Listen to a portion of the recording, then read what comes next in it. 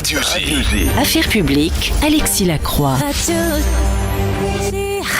J. Chères auditrices, chers auditeurs, bonjour. On est très heureux de vous retrouver pour Affaires publiques ce vendredi matin. Nous sommes en direct avec le philosophe Maurice Ruben-Ayoun qui publie un livre passionnant, une encyclopédie. Il est énorme, je le montre, cher Maurice Ruben-Ayoun. Bonjour Boker Tov. Les voies du judaïsme. Il y a 1000 pages. Voilà, aux éditions du Cerf. C'est un livre extrêmement volumineux et ambitieux qui récapitule, il faut bien dire, une grande partie de vos travaux encyclopédiques et universitaires. Vous êtes évidemment pas seulement philosophe, vous êtes également germaniste, hébraïsant, arabisant, professeur émérite dans plusieurs universités européennes, notamment celle de Genève et celle de Berlin ainsi que de Heidelberg. Alors, on va commencer par le commencement. Le judaïsme, c'est à la fois une religion, mais aussi, bien sûr, on peut dire une spiritualité au sens large, qui a traversé les siècles, qui a fait preuve dans l'exil bimillénaire que vous évoquez au tout début du livre, d'une créativité absolument essentielle, disons, et même exceptionnelle. On peut dire que bien que la tradition juive religieuse voit en l'exil la galoute, le mal absolu, vous ajoutez, on peut parler avec le philosophe allemand Hegel, paradoxalement, de la formidable positivité du négatif. Alors, appliqué au judaïsme, qu'est-ce que ça veut dire, la formidable positivité du judaïsme, Maurice Ruben-Ayoun? Eh bien, je vais le dire, cher Alexis, avec d'autres termes, mais qui reviennent exactement à la même chose. La tradition juive, dans sa sagesse, a toujours refusé l'autarcie. Oui. L'autarcie est quelque chose qu'elle n'a jamais recherché, et même quand on aurait pu le lui imposer, elle s'en est débarrassée. Alors ça, justement, c'est un des fils rouges de cette encyclopédie que publie notre ami Jean-François Colosimo. Qui d'ailleurs m'a soufflé le titre, c'est Jean-François, qui m'a soufflé un certain nombre de titres et qui m'a dit... Vous choisissez, j'ai choisi. Je pense qu'on a fait le plus beau choix qui soit. Bien sûr. Qui essaye de faire une coupe longitudinale de tout ce que nous abordons. Alors, Les voies du judaïsme, c'est votre livre événement aux éditions du Cerf. Nous en parlons ce matin, cher Maurice Ruben-Ayoun. Vous êtes un universitaire émérite et de renommée internationale, dans le domaine de ce qu'on appelait jadis la science du judaïsme, la Wissenschaft des Judentums. Et donc, vous nous revenez avec ce livre passionnant. Alors, justement, on peut commencer par ça. Il y a de nombreuses périodes, et pas seulement la période d'Averroès et de Maïmonide, où les circulations culturelles existent. Vous venez de dire, le judaïsme traverse les siècles, mais justement, il n'est pas en autarcie. Il n'est pas autarcique. Et donc, est-ce qu'il est aujourd'hui? Alors, ma question est très simple, puisque nous sommes dans un moment où nous nous interrogeons beaucoup sur l'actualité, Maurice Ruben-Ayoun. Est-ce que le judaïsme, la sagesse du judaïsme, l'esprit du judaïsme sont une ressource contre les tentations si actuelles de choc de civilisation? Je le crois profondément. Et comme nous sommes des collègues germanistes et philosophes tous les deux, je dois dire ceci, il y a une sorte d'attirance de la tradition juive pour ce qui est nouveau, même si ça se trouve chez les autres. Vous pensez à quoi, par exemple? Je vais vous donner 2 exemples, si vous le permettez. L'installation par Maïmonide de la pensée rationnelle grecque dans la philosophie juive, et de l'autre côté, la mystique juive qui, tout en faisant semblant de ne pas emprunter à l'extérieur, en réalité emprunte et judaïse, puisque les séphirotes sont l'équivalent de ce qu'on appelle les intellects séparés dans la philosophie d'Aristote, et puis de chez Avicenne, Averroès, et repris par Maïmonide, et puis tout ça a germé d'une manière exceptionnelle. Alors, l'installation de la pensée grecque, ça s'est passé comment, justement? La reprise, la récupération, si l'on veut, au sens philosophique du terme, de la pensée grecque, c'est un élément important dans l'histoire du judaïsme de l'exil? C'est important, c'est même crucial, parce que si nous avons évité le terrible écueil du fanatisme religieux, c'est grâce à l'installation, d'ailleurs, je ne veux pas franchir les siècles, mais ce qui a présenter l'originalité de la philosophie de Rosenzweig, c'est le fameux texte que j'ai traduit de l'allemand et qui s'appelle le Nouveau Pensée. Et en quoi consiste le Nouveau Pensée? Tout simplement à l'instillation d'une dose de théologie dans le raisonnement philosophique. Vous pouvez développer cet aspect-là, justement? Oui, bien entendu. C'est-à-dire que ce que Hegel faisait, Rosenzweig s'en est satisfait, mais il ne s'en est pas uniquement contenté. Qu'est-ce qu'il faisait, Hegel, justement, pour être clair? Hegel a créé pratiquement tous les concepts avant notre arrivée à nous, gens de l'extérieur. Il a dit « J'ai fait le tour de tous les concepts, après moi, on ne fera que ressasser ». En fait, il s'est quand même un peu trompé, puisqu'on peut parler le principe... comment est-ce qu'on dit ? Verantwortung. De responsabilité. De Hans Jonas. Ça, Hegel n'en a pas parlé. Mais il a parlé de tellement de choses. Et puis, n'oubliez pas, cher Alexis, que le premier à avoir fait une biographie de Hegel de son vivant était un juif dont le nom m'échappe, mais qui me reviendra certainement quand j'aurai quitté ces studios. Il avait un nom typiquement juif. Rosenkrantz. Bravo, c'est voilà. Rosenkrantz. Hans Rosenkrantz. Alors, justement, ça c'est intéressant. Ce que vous voulez dire, c'est que dans la modernité, puisque là nous avons avancé de quelques siècles, il y a Non, mais je vous en prie. Il y a un dialogue permanent entre la modernité, on peut dire philosophique s'il faut aller vite, tout à fait. Et le judaïsme. Tout à fait. Et puis avec vous, je peux dire une phrase que j'ai dite il y a quelques années ici même, mais qui n'a pas trouvé d'écho. Mon ambition, comme d'habitude démesurée, est de penser le judaïsme. Personne n'a réagi sur cette question pour me dire « mais qu'est-ce que vous entendez ?» J'entends de réfléchir d'une manière globale, puisque j'ai accès à toutes les sources, si je puis dire, dans les langues originelles dans lesquelles elles ont été publiées. C'est donc un handicap de moins pour savoir et pour voir véritablement vers où se dirige ce judaïsme, les influences qu'il a subies, et les promesses dont il est le porteur. Alors justement, on va y venir, bien sûr, les voies du judaïsme, c'est votre livre événement, Maurice Ruben-Ayoun. Je reste juste sur un point qu'on vient d'évoquer, qui est très intéressant aussi. Oui. Comment le judaïsme, dans sa traversée des siècles, mais aussi aujourd'hui dans notre monde contemporain, peut-il être un instrument, une ressource contre les logiques omniprésente, de tentation en tout cas, du refermement culturel, ce qu'on appelle dans le langage des géopoliticiens les chocs de civilisation, les affrontements de civilisation. Écoutez, c'est une question extrêmement excitante et intéressante. J'ai envie d'y répondre en produisant la réponse que un grand monsieur que j'ai introduit en France qui s'appelle Léo Beck, dont j'ai traduit les textes, comme vous savez, Dies Volk et puis Wesen des Judentums. Il faut juste dire que c'était donc le grand rabbin d'Allemagne. C'est ça, qui a survécu à la Shoah, qui a été déporté à Theresienstadt, mais il a perdu d'ailleurs 30 kilos. Il aurait pu mourir. 8 ou 9 de ses frères et sœurs sont morts dans ce de Konzentrationslager. Mais ce que je voulais vous dire, je vais vous répondre par cette phrase de Léo Beck. Comment a-t-il défini les cultures juives? Il avait parlé de l'aristocratie de la conscience, je crois, c'est ça? Oui, mais ce que à quoi je pensais, moi, c'est comment il a défini l'unité de la culture juive. Mm-hmm. Il a dit, il y a les séfarades et les ashkénazes. Mm-hmm. Mm-hmm. Les séfarades, c'est la piété de la culture, c'est-à-dire Maïmonide, ses commentateurs, Aristote, Averroès et ces gens-là. Les autres, c'est-à-dire les Ashkénazim, c'est la culture de la piété, c'est-à-dire la Chassidoute, le Sefer Chassidim. Je n'ai pas trouvé plus belle démonstration pour l'unité de la pensée et de la philosophie juive que celle-ci. Et je suis très très heureux d'avoir introduit Léo Beck ici en France.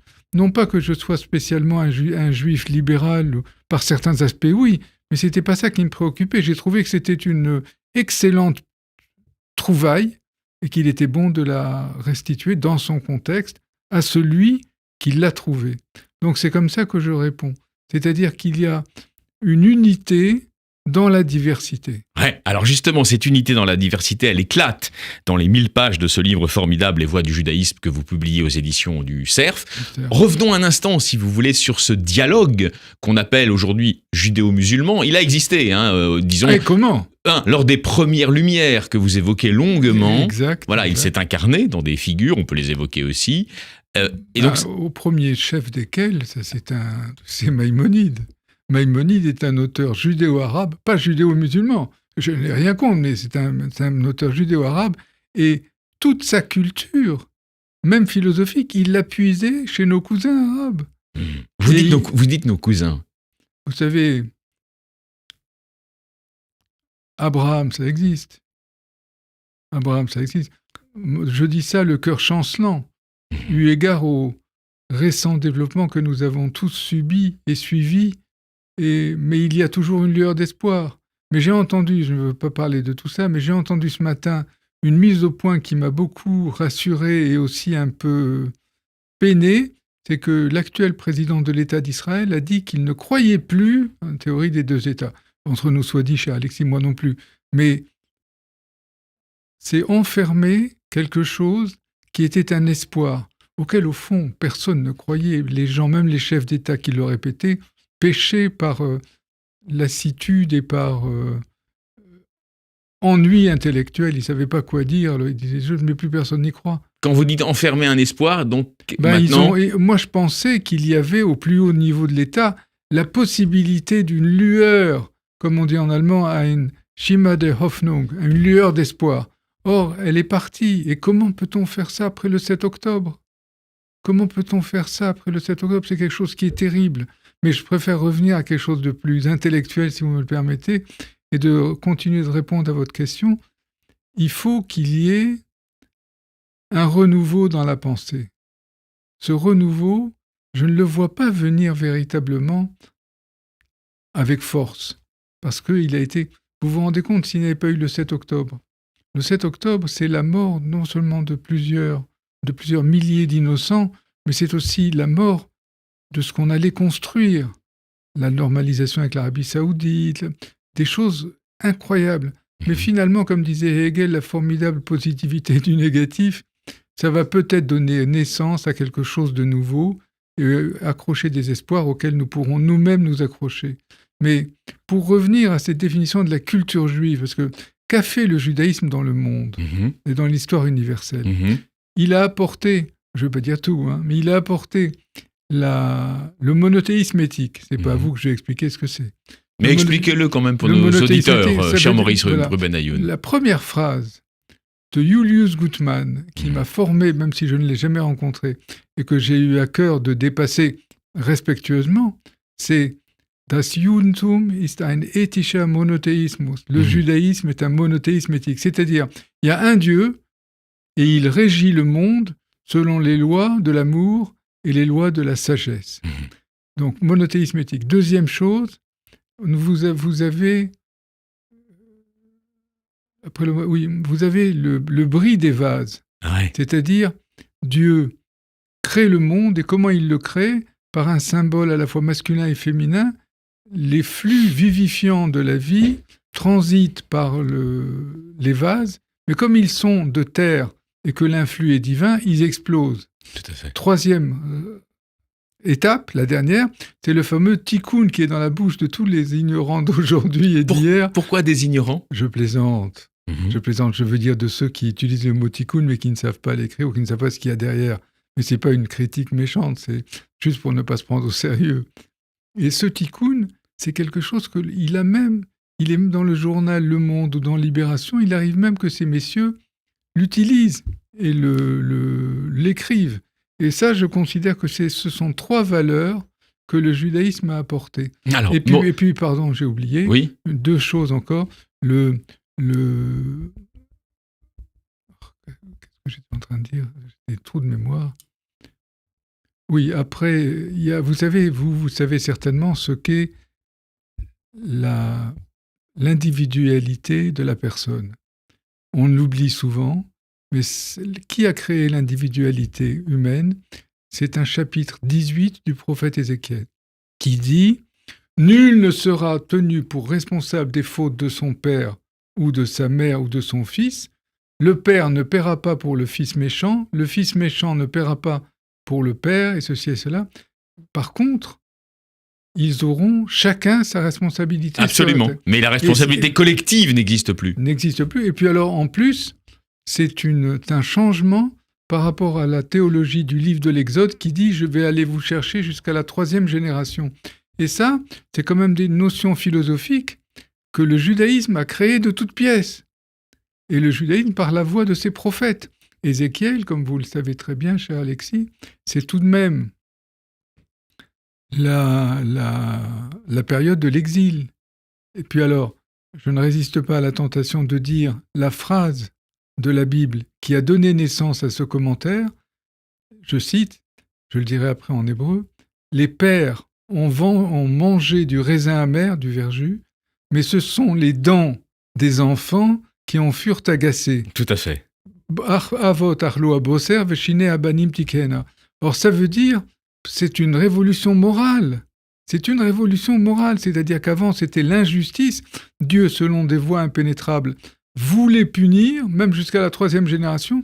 Et voilà qu'arrive un simple prophète de l'exil, le grand Ézéchiel, qui dit « il n'en est pas question » et il met en garde les exilés qui disent « nous, on n'a pas péché, on aimerait rentrer chez nous ». Et il leur dit « vous ne direz plus cette phrase, Dieu vous se souviendra de vous et vous ramènera ». Alors, c'est passionnant. Maurice Ruben-Ayoun, nous sommes ensemble ce matin dans Affaires publiques. Vous publiez Les Voies du judaïsme, qui est un livre vraiment passionnant, qui récapitule en réalité 3000 ans Oui. de pensée juive, Oui. de pensée juive dans l'exil notamment. Vous soulignez d'ailleurs vous-même de manière, j'allais dire un petit peu anticonformiste, la positivité de l'exil. Certains penseurs ne le pensent pas, vous le pensez, avec Franz Rosenzweig notamment. La vérité, selon Rosenzweig, dans l'Étoile de la Rédemption notamment, s'incarne sous 2 formes, la forme juive, la forme chrétienne. Alors voilà, aujourd'hui, on peut avoir des interrogations légitimes sur le dialogue judéo-chrétien, dans la mesure où on l'a vu cette dernière année, un certain nombre d'autorités catholiques, de médias catholiques ont pris des positions fortement hostiles, disons, à l'intervention israélienne à Gaza en réponse au 7 octobre. Quelle vision, justement, la longue histoire de ce dialogue renoué délivre-t-elle sur cette actualité, selon vous, Maurice Ruben-Ayoun ? Écoutez, moi je suis peiné, et ça n'est pas légèrement, je suis peiné quand je vois comment nos frères chrétiens, car ce sont nos frères, ce sont nos frères. Léo Beck m'a appris à lire dans les évangiles, que j'ai traduit d'ailleurs de l'allemand ce texte-là, le fait que le christianisme soit une sorte de chargé de mission du judaïsme et qu'il y a la place dans la tradition juive pour le judaïsme. La seule chose, et ça n'est pas la moindre affaire, c'est tout simplement certains points théologiques qui sont pratiquement insurmontables. Sauf si la grâce se pose sur nous. Je vais vous donner un exemple aussi chez nos amis musulmans. Vous avez 2 possibilités qui font que les musulmans, l'islam est né pour contrer le christianisme. Et je vais vous dire en arabe, et je vous les traduis, les deux mots du Coran qui disent que Dieu n'est pas engendré et n'engendre pas. La yalid wa la yulad. C'est comme en hébreu. Et ça, c'est quelque chose qui est... Or, chez nos frères chrétiens, il y a le Père, le Fils et le Saint-Esprit. Tout à fait. Alors vous m'autorisez une question un peu moins théologique. Vous êtes chez vous. Voilà, cher Maurice Ruben-Ayoun, on évoque évidemment Les Voies du judaïsme aux éditions du Cerf, livre événement très important, on peut le recommander d'ailleurs à toutes nos auditrices, tous nos auditeurs qui veulent comprendre vraiment intimement ce qu'est cet esprit du judaïsme, souvent évoqué, parfois mal compris.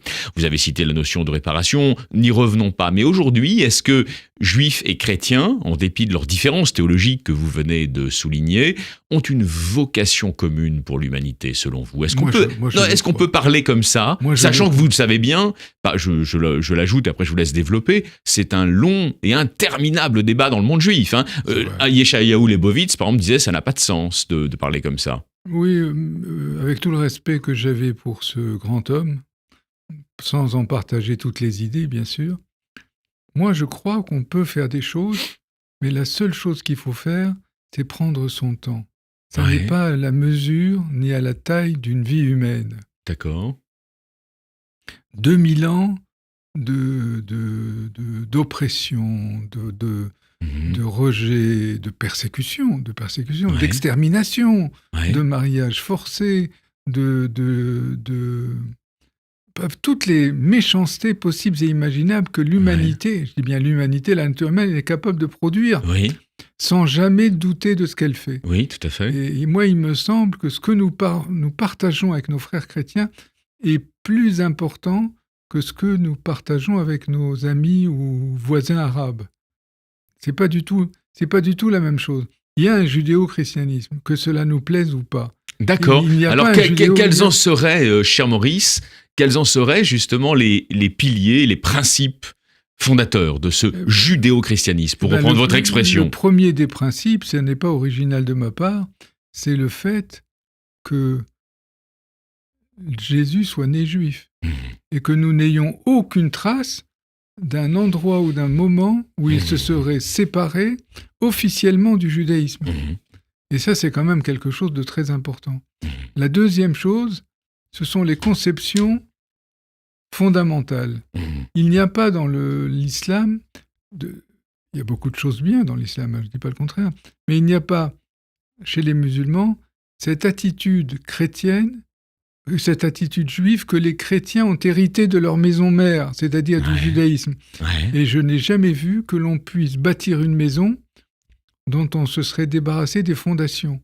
Or, les fondations du christianisme et du judéo-christianisme, c'est précisément... Moi, il m'arriverait, sans être un apôtre qui traverse toutes les routes du pays pour aller faire des conférences, la dernière fois que j'étais chez mes amis et mes frères chrétiens, c'était à 80 km de Toulouse, chez les pères bénédictins, où j'ai fait 4 conférences et où je me suis très bien senti chez eux. Alors, Maurice Rubenaillon, une dernière question, c'est la suite de ce qu'on vient d'évoquer, c'est absolument passionnant. Les voix du judaïsme aux éditions du Cerf. Dernière question. Il y a une nouvelle donne géopolitique, on le voit bien. Peut-être demain des affrontements d'ordre économique notamment, mais pas seulement, entre l'Europe et l'Amérique, qui sont 2 morceaux, si vous voulez, de cette civilisation judéo-chrétienne que vous venez d'évoquer. Il y a péril en la demeure. Cette civilisation judéo-chrétienne peut être à terme divisée en 2, selon vous? Rien n'est à l'abri de l'outrage du temps. Et puis on voit comment notre monde est en train de perdre une sorte de stabilité qui paraissait enviée et enviable aux yeux des gens de l'extérieur. Aujourd'hui, en quelques semaines, et je fais allusion à la venue d'un grand monsieur qui change les Donald choses, Trump, bien sûr, Donald Trump, et finalement, on ne peut plus savoir ce qui va se passer. Le côté, il y a un mot en allemand qui est frappant et que vous connaissez aussi bien que moi, c'est Unberechenbarkeit, l'imprévisibilité. Personne ne pouvait prévoir ce qui s'est passé le 7 octobre. Personne ne peut prévoir ce qui va se passer dans 15 jours, ou un peu plus tard, ou un peu avant, lorsqu'il y aura la deuxième fournée, si je puis dire, de libération des otages. Et même la notion d'otage, et le fait que les gens aient adopté sans mettre en question ce truc-là, c'est inouï, Alexis. Maurice Rubenaillon, merci infiniment. Je suis désolé, on est obligé de mettre fin à cette conversation, mais elle est passionnante. Vous reviendrez. Les voix du judaïsme aux éditions du Cerf. Merci à vous. Je vous souhaite, ainsi qu'à toutes nos auditrices, tous nos auditeurs, un excellent Shabbat, cher Maurice. Merci, Shabbat Shalom à tous. Merci beaucoup.